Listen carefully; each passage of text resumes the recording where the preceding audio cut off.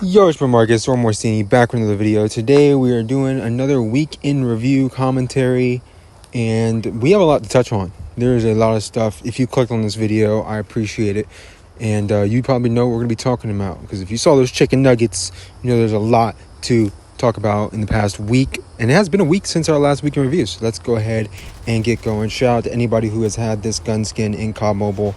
You must be an OG, because nobody else can have it. Let's dig into some of the topics that we're going to be talking about. First one being Nuggets versus Lakers in the Western Conference Finals. I got the Lakers winning this series, Game 7. However, I would not surprise me if Denver won. Denver won Game 1. Anthony Davis dropped 40 points for an L. Like, I don't know. He went like 40, 10, and 6, I think. But Jokic, bro, I think he went 31, 24, and like 12 or something. I don't know. 34, 21, and 12. I'm pretty sure it's something along those lines. Either way, even if I'm off on a few, that's insane. I mean, can anybody play defense anymore? Does anybody do that? Do we do that in the NBA? Do we play defense? 130 to 126, I think was the score. Like somebody guard something. I don't know what the hell's going on. That being said, LeBron did well. I forget what the white boy's name on the Lakers that came off the bench, but he did good too. How am I forgetting his name? I don't know. Skinny white boy. But he did a good job. That being said, though, I'm still picking the Lakers, man. Lakers in 7. That's my guess. I got them playing the Boston Celtics in the finals. I do think I want the Heat to win and I want the Nuggets to win. But my picks would be Lakers-Celtics finals. Celtics win in probably like 6. Or Lakers. I'd have to think about that for a minute, but that's kind of like what I'm picking with, what I'm going with for that series. So definitely an interesting one there. That being said, let's talk about hockey. I am a Dallas Stars fan, and they managed to squeak out the series 4-3 over the Kraken. Very surprising. This game won Game 7, or this series won Game 7, but we won. You know what? It wasn't pretty in the first half of that game. Like, we didn't really...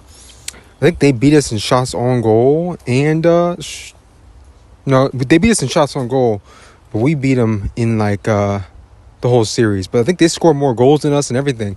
It was just like we got lucky. Like, they beat us by a lot when they beat us, and then we beat them by a little when we beat them, I guess is what I'm saying.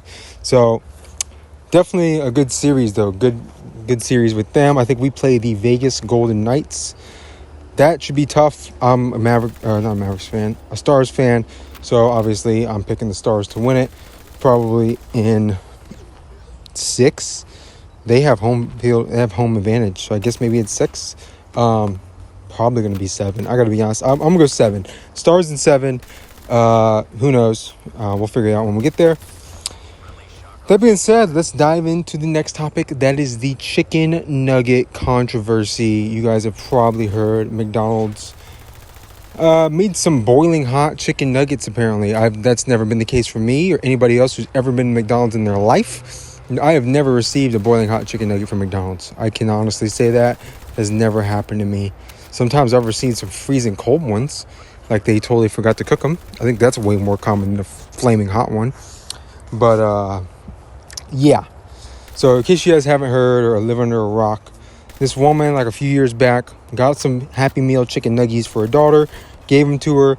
Daughter spills them, or she spills them. Somebody spills the nuggets, gets stuck under her daughter's leg, and burns her daughter or son. It doesn't even matter. It's completely irrelevant. Burns her child's leg because it gets stuck and lodged under her leg.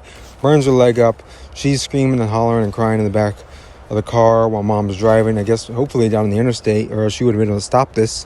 No way you're just sitting at a red light. Your daughter's screaming and hollering about a flaming hot chicken nugget, and you're just sitting there. That makes no sense. So hopefully they were on that freeway when this happened, or otherwise this would be absolute insanity. She should have stopped her daughter from crying, probably regardless. But anyway, yeah, crazy stuff. So they won the lawsuit. That makes no sense. It's mind-blowing. I don't even know what's going on in this world. I don't know how a chicken nugget lawsuit even exists. That's insane. I don't know how McDonald's even made a hot chicken nugget like that. That's crazy. That's probably the craziest part, is that McDonald's made a hot chicken nugget. Because usually they're like lukewarm. That being said, they won that. I think there's supposed to be another hearing to decide how much money they get. Personally, I think they should just get some free nuggies, if I'm being honest. But other than that, I don't know. They're probably going to get like thousands of dollars. That's insane. Shit makes no sense. It's absolutely mind-numbing. And if you want more on that story, I think Moist Critical or Penguin Zero, if you guys don't know who that is, you also live under a rock. But he made a couple of videos on it. Anybody, probably Jamari Speaks probably made a video on it.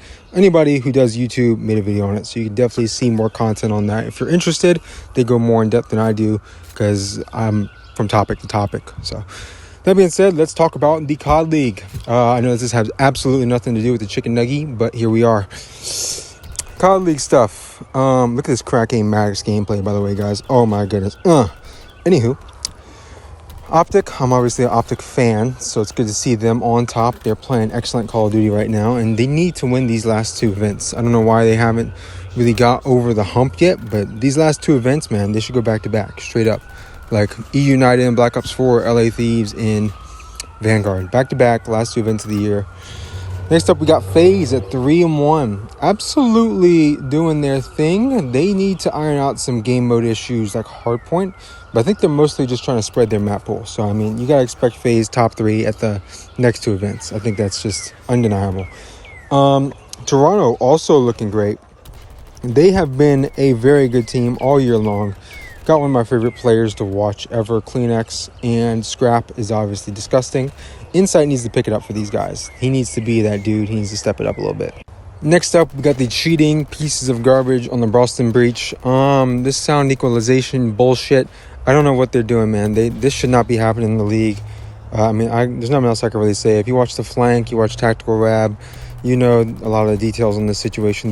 This garbage. They're garbage. Everybody's garbage. If you use that thing, you're garbage. That's enough I gotta say. I hope Boston Breach never wins another game ever. That being said, shout out Doug Sensor Martin. They should let Doug play. Then I'll be a Breach fan all day. We got like NOISL, I believe, was next on the list. They're gonna be like the dark horse. They are the definition of the dark horse. They won a tournament earlier this year. They're kind of like flying low key under the radar.